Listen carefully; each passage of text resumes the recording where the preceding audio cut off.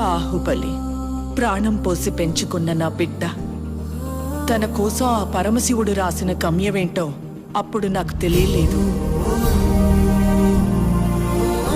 తన మరణం ఒక ముగింపు కాదు, ఓ మహాకార్యానికి ప్రారంభం.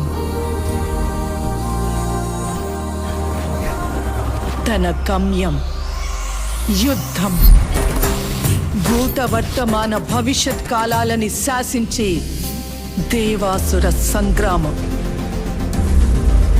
తప్పుకో విశాసుర, బాహుబలికి శిక్ష తప్పదు. సోదరా ఇంద్ర, నీకు బాహుబలి కావాలంటే నన్ను గెలిచి తీసుకో.